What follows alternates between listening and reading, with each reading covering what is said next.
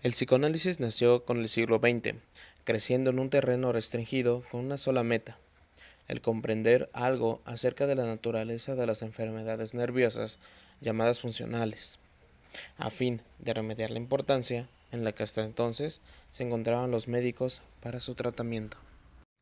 Los neurólogos de esa fecha se centraban en los hechos físico-químicos y patológicos, en donde el factor psíquico simplemente lo dejaban a los filósofos, místicos o curanderos, clasificándolo como algo acientífico. La falta de conocimiento perjudicaba a los estados patológicos.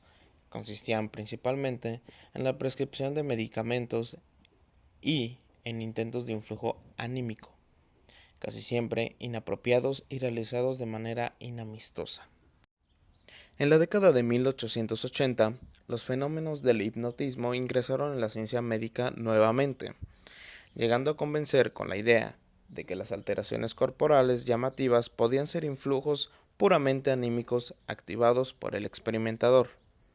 La hipnosis resultó de ser gran ayuda para la neurosis en el primer término de la histeria.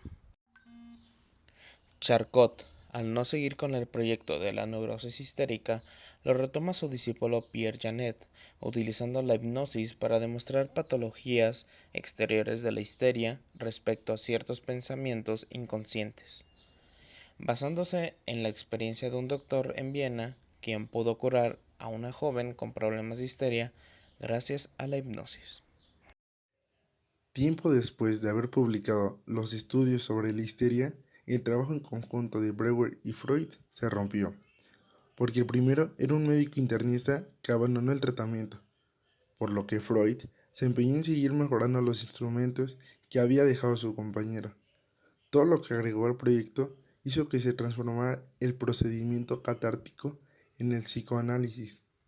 El paso que revolucionó fue el renunciar a la hipnosis como su principal recurso técnico, y esto lo hizo por dos motivos.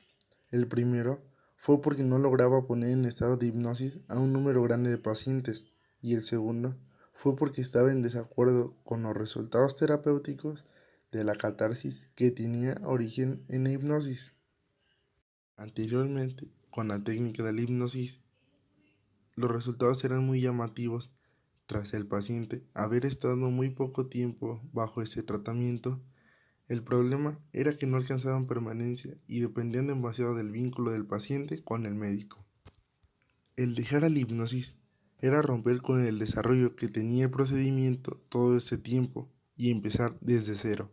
Freud tenía que buscar otra técnica para reemplazarlo, así que usó el método de la asociación libre, que se trataba de comprometer a los enfermos a renunciar a toda reflexión consciente y entregarse para perseguir a sus ocurrencias involuntarias. Aunque el cambiar de técnica no arrojaba los mismos resultados, el médico podía reconstruir con la información. Parecía que el trabajo se había complicado. La apreciación de los fenómenos de la resistencia permitió obtener uno de los pilares más fuertes de la doctrina, que fue la teoría de la represión. Y pues la represión tenía origen regularmente en la personalidad consciente, que sería el yo de cada paciente, y tenía motivos tanto éticos como estéticos que afectaban a emociones egoístas y crueles que se podrían conocer como emociones malas. El psicoanálisis consiguió demostrar muy pronto en las dos clases de categorías una utilidad para el aclaramiento de actividades anímicas no patológicas, como las operaciones fallidas en la vida cotidiana, como son el olvido, los deslices en el habla, los extravíos y, el más importante, los sueños de las personas sanas y psíquicamente normales. Las pequeñas operaciones fallidas, como el olvido temporario de los nombres, los deslices en el habla y en la escritura, no se habían considerado necesarias darles una explicación, y se pretendía esclarecerlas atribuyéndoles la causa a los estados de fatiga y los desvíos de la atención. Dada la frecuencia de operaciones fallidas como los deslices en el habla, cualquiera puede asimilar con facilidad que en su propia persona existen los procesos anímicos no conscientes. Un paso adelante en el psicoanálisis significativo fue el análisis de los sueños, del cual resultó que el sueño no está construido de otro modo más que como un síntoma neurótico, como este puede parecer extraño y carente de sentido si se lo indaga, por medio de una técnica que se diferencia poco de la asociación libre empleada en el psicoanálisis, se llega desde su contenido a los pensamientos oníricos latentes. Así nace el sueño manifiesto, tal como es recordado en la vigilia, desfigurada hasta volverse irreconocible por las concesiones a la censura onírica. El análisis puede desenmascararlo, no obstante, como expresión de una situación de satisfacción o cumplimiento de deseo. Ahora bien, el sueño no es un síntoma patológico, sino una operación de la vida anímica normal. Los deseos que figuran como cumplidos son los mismos que en la neurosis caen bajo la represión. El sueño debe la posibilidad de su génesis meramente a lo que representa la situación favorable durante el estado de dormir, que paraliza la motilidad del ser humano. La represión se atempera trocándose en su censura onírica. No obstante, cuando la formación del sueño transgrede ciertos límites que para el soñador resultan aterrorizados, éste despierta y les pone un fin. Así quedaba demostrado que en la vida anímica normal subsisten las mismas fuerzas y los mismos procesos entre ellas que en la patología. El psicoanálisis tuvo una mala experiencia en la medicina. No se disuadió el desarrollo ante todo siguiendo su propósito originario, como una patología y terapia especiales de la neurosis, una tarea que aún no se termina de llevar a cabo. Gracias a los éxitos terapéuticos que mejoraron por mucho lo que ya se tenía, ayudó como un estímulo a los esfuerzos siempre renovados. Las dificultades se presentaban en medida que se metían más en la materia, motivando alteraciones en la técnica analítica y correcciones de los supuestos y premisas de la teoría. La técnica del psicoanálisis se volvió precisa y difícil como cualquier otra especialidad médica.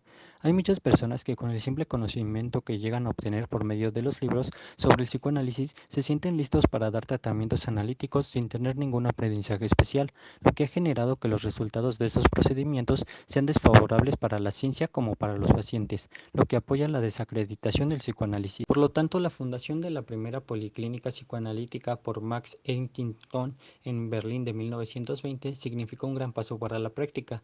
Este instituto se encarga de poner la terapia analítica al alcance de los círculos populares y toma a su cargo la formación de médicos como analistas prácticos en un curso didáctico que incluye la condición de que el alumno se someta a él mismo a un psicoanálisis. De los conceptos que posibilitan al médico el dominio del material analítico, en primer lugar se nombra al de líbido, que significa en primer término la fuerza de las pulsaciones sexuales dirigidas al objeto. Gracias a este estudio se dio lugar a situar, aparte del libido de objeto, al libido boica o narcisista, que va dirigida al propio yo, lo cual gracias a las acciones recíprocas de estas dos fuerzas permitieron dar razón a un gran número de procesos de la vida anímica, tanto normales como patológicos. Pronto se obtuvo la separación de grandes rasgos entre las llamadas neurosis de la transferencia y las afecciones de narcisista. Las primeras son el objeto de la terapia psicoanalítica, mientras que las otras narcisistas, si bien permiten su indagación con la ayuda del psicoanálisis, muestran dificultades en el inicio de su análisis.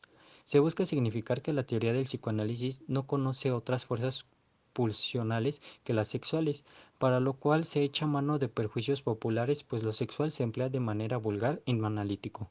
Era innegable que la neurosis y psicosis no estaban separadas por una frontera, como tampoco la habían entre la salud y la neurosis.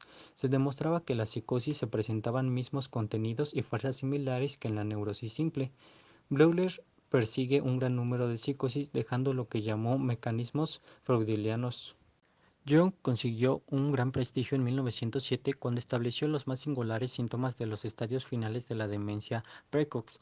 La psiquiatría pasó a ser el siguiente campo de aplicación del psicoanálisis y lo ha seguido siendo desde entonces. De los investigadores que más contribuyeron como Karl Abraham en Berlín y Sándor Ferenczi en Budapest siguieron con un papel rector en cuanto a la iluminación de la psicosis.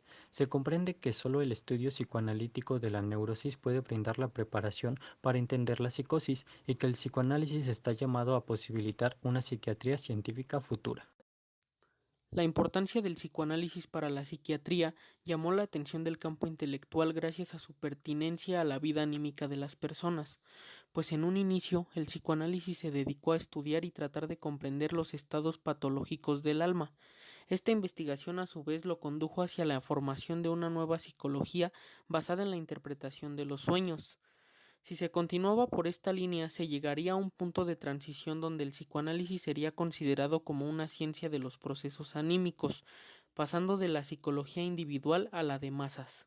Es lógico pensar que al aplicar el psicoanálisis a la parte espiritual se obtendrán resultados bastante concretos y que no se habían obtenido hasta entonces.